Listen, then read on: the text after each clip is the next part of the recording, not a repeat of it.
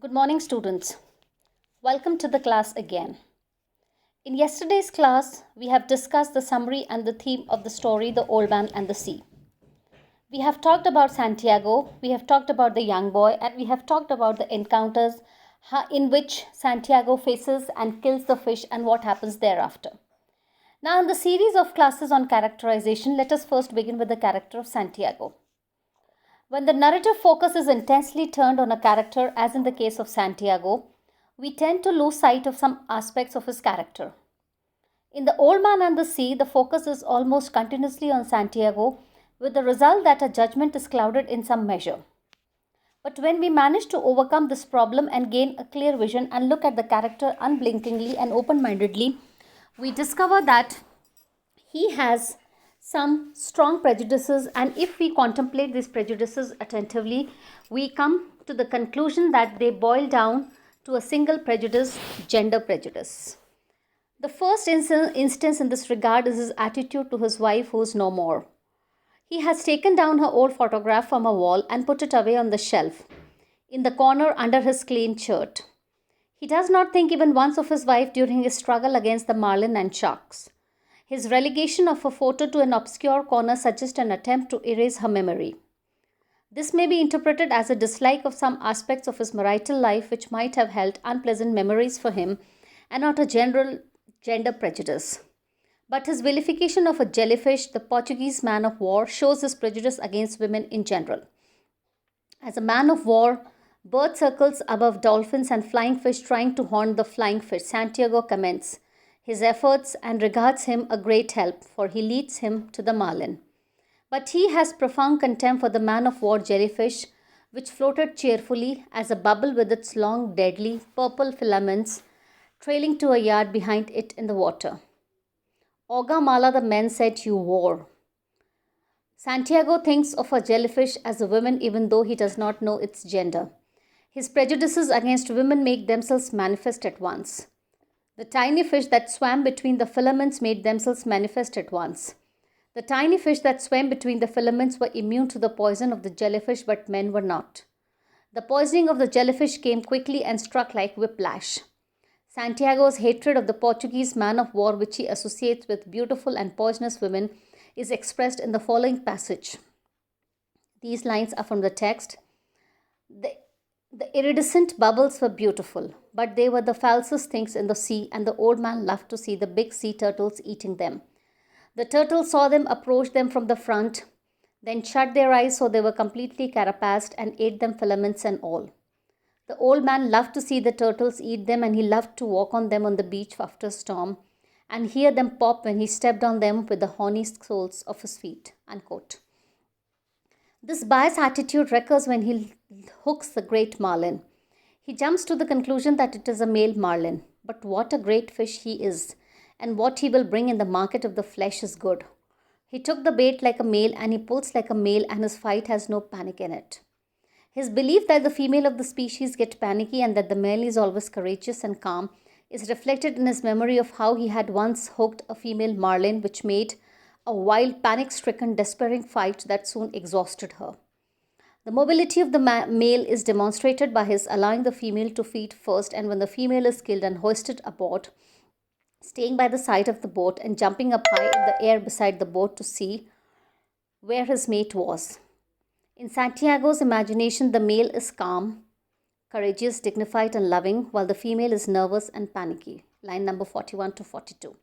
The female is pointed in a poor light while the male is presented in bright colors. This gender bias in Santiago's perception is carried forward to his attitude to the sea. To quote, he always thought of the sea as la mar, which is what people call her in Spanish when they love her. Sometimes those who love her say bad things of her, but they are always said as though she were a woman. But the old man always thought of her as feminine and sometimes something that gave or withheld great favors, as if she had wild or wicked things, it was because she could not help them. The moon affects her as it does a woman, he thought. Unquote.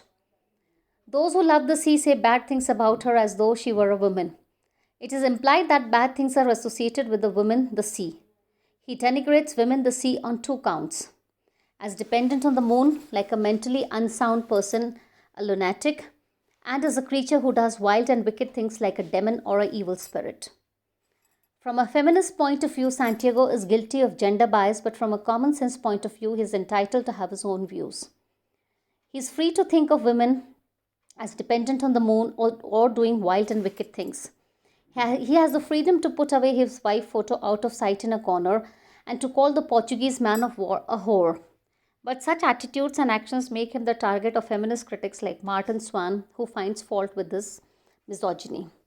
Santiago shares this very masculine creature's prejudices, which are common traditional views of mankind. We can learn a lot about Santiago from a few key sentences in the opening paragraphs of the novelette. First, he was an old man who fished alone in a skiff in the Gulf Stream. Second, and he had gone 84 days now without taking a fish. Third, but after 40 days without a fish, the boy's parents had told him that the old man was not definitely, and finally, Salau, which is the worst form of unlucky. Fourth, the old man was thin and gaunt with deep wrinkles in the back of his neck. Fifth, the brown blotches of the benevolent skin cancer the sun brings from its reflection on the tropic sea were on his cheeks. Sixth, the blotches ran well above the side of his face and his hands had the deep crease scars from handling heavy fish on the cords. Seventh, everything about him was old except his eyes, and they were the same color as the sea and were cheerful and unfatigued. Eighth, they sat on the terrace, and many of the fishermen made fun of the old man, and he was not angry. Ninth, he was too simple to wonder what he had attained humility. But he knew he had attained it, and he knew it was not disgraceful, and it carried no loss of true pride. The above sentences, which appear in the first 6 pages of the novel, not only describe the physical appearance of Santiago, but also reveal his character and to some extent the qualities of his head and heart. We can also say that the novel The Old Man and the Sea is about the strange old fisherman Santiago. Not only did he make the statement cited above to Madeline, but on the second day of his contest with the Marlin, he reminded himself of it.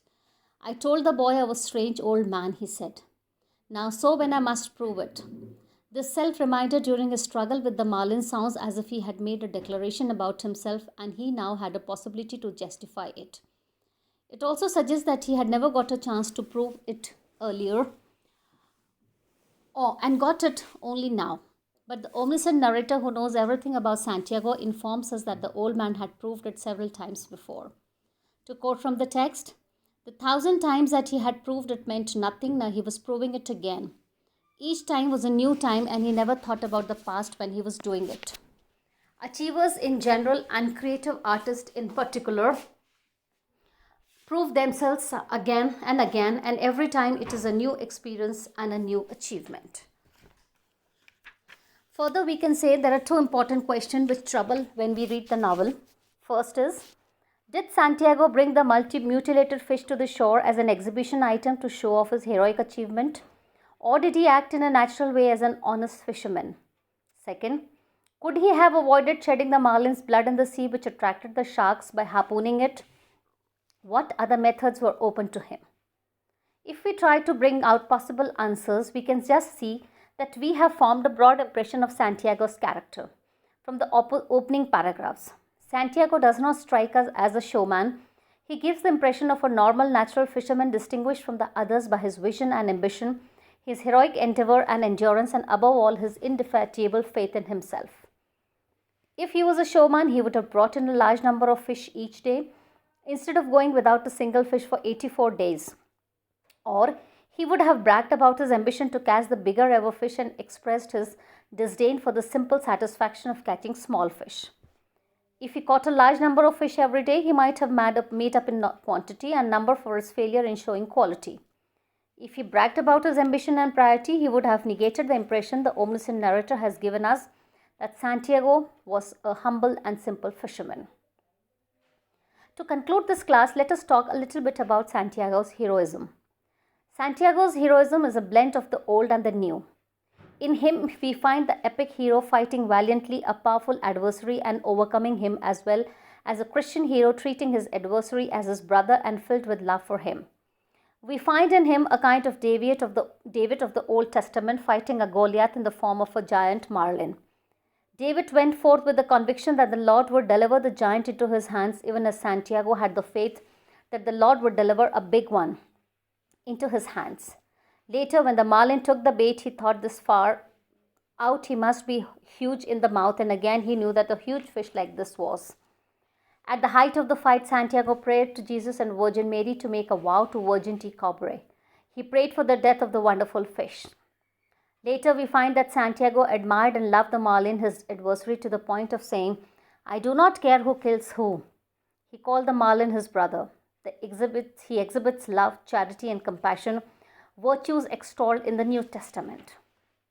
In valor and courage, Santiago reminds us of Old Testament before, like David and Samson, and in his love, endurance, and compassion, he reminds us of Jesus and the Christian saints, who are also heroes in a different and higher sense. So, dear students, in the first class of characterization, we have dealt with Santiago, and we have also talked about Santiago's heroism. In the coming classes, we will talk about Santiago and the marlin. We will also talk about Santiago's dreams and daydreams. We will also talk about Santiago and Manolin and other aspects of the novel. So this much for the class today. Thank you, students.